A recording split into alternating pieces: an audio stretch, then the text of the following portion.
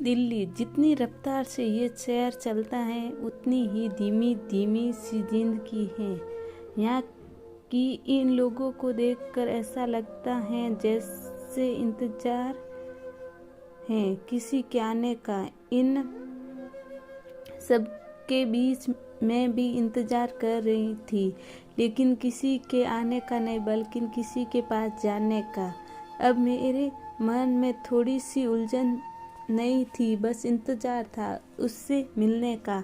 अगर थोड़ी बहुत उलझन बची हुई थी तो उसमें इतना दम नहीं था कि वो मुझको रोक सके। मुझे लग रहा था कि मैं चिल्ला चिल्ला कर सारी दुनिया को कह दूं कि मुझसे उससे प्यार हो गया और कल उससे इंतजार करने वाली हूँ।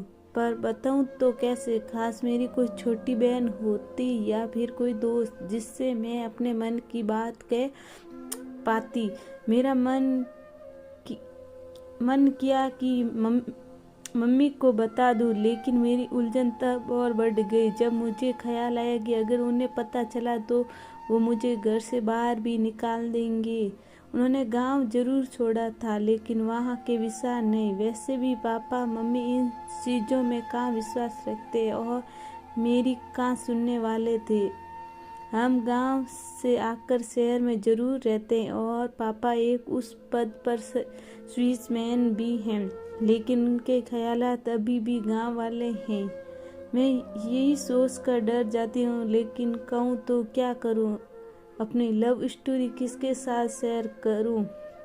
लेकिन मैं उससे भुला भी तो नहीं सकती क्योंकि उसको इतना पसंद जो करती हूँ। खैर छोड़िए ये उलझन दिमाग में लिए मैं अपने कमरे में आ गई और अपना हेडफोन लगाकर अपने कमरे में गाने सुनने लगी और डांस करने लगी। कुछ समय हुआ ही था, तभी थोड़ी देर में दूसरे कमरे से आवाज़ आई, आज सोना नहीं है क्या बेटा? 11 बज रही हैं, सुबह कॉलेज नहीं जाना है क्या? लेकिन आज मेरे कदम कहाँ रुकने वाले थे। इतनी खुशी जो हो रही थी कि शब्दों में बयान करना मुश्किल था। मैंने नाचते हुए ही कहा, हाँ मम्मी बस सोने ही वाली हूँ, आप सो जाइए। अगर आज मेरा कोई नाचने का कोई मजाक उड़ाता है तो भी मुझे आज कोई परवाह नहीं थी। अभी मैं नाच ही रही थी, तभी पानी की तेज बूंदें मेरे चेहरे से आकर टकराई और मुझे आंखें खोलने पर मजबूर किया। पता नहीं उस टाइम मुझे क्या सूझा। खिड़की के पास जाकर उन बूंदों के साथ खेलने लगी और अपने मुंह पर बार बार उन बूंदों को फेंकने लगी। इतने में पता नहीं मेरे मन में क्या आया, खिड़की बंद की और अपनी डायरी निकाली जहाँ पर हमने अपने बारे में लिखती थी। आज भी कुछ अपनी लव स्टोरी के बारे में लिखने लगी, लेकिन आज जो लिख रही थी वो सीधे मेरे दिल से आ रहा था। मानो ऐसा लग रहा था जैसे डायरी से अपने मन की बात कह रही हूँ। आज पहली बार किसी को आंखों से मैंने बात करते हुए देखा। मैं उससे पास जाकर कुछ कहती, इतने में ही उसकी ट्रेन आ गई और उसने अपने शब्द साथ ले गई। अगले दिन ना जाने क्यों उसने सामने वाले प्लेटफॉर्म पर देखकर मैं खुश थी। शायद मैं इंतजार कर रही थी उसका। खैर अब आंखों से शुरू हुई बातें इशारों से होने लगी थी। बड़े ही अजीब होते थे उसके इशारे, समझ तो नहीं आते थे लेकिन मेरे चेहरे पर मुस्कुराहट जरूर दे जाते थे। अब समय के साथ मैं धीरे धीरे उसके इशारे भी समझने लगी। वो रोज कुछ ना कुछ पागलपन करके मुझे हंसाता था और एक दिन तो हंसने हद ही पार कर दी।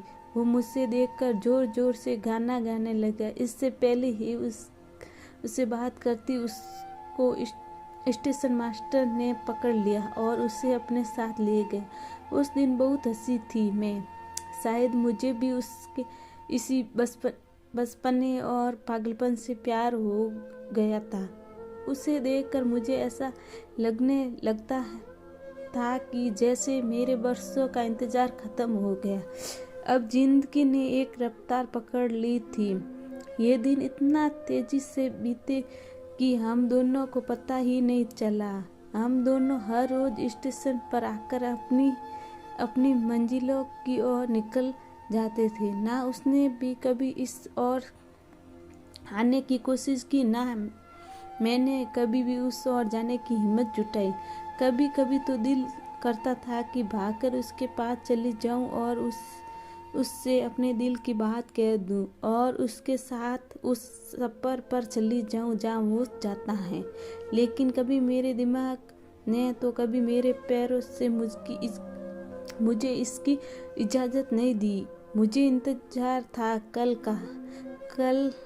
का ही दिन मेरे लिए स्पेशल है। कल के दिन वैलेंटाइन डे है जो अगर मैं कल उससे अपने दिल की बात ना बताऊं पाई तो शायद कभी ना उससे बताऊं पाऊंगी। तभी मेरा ध्यान डायरी से हटकर उन खिड़कियों की टिक टिक करती सुइयों ने अपनी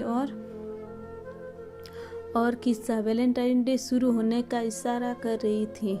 मेरी नज़र घड़ी पर गई। रात के 12 बज रहे थे। आज वो दिन आ ही गया जिसको मुझे बेसब्री से इंतजार था और पूरी रात मैं नहीं सोई। उससे मिलने की इतनी जल्दी जो थी।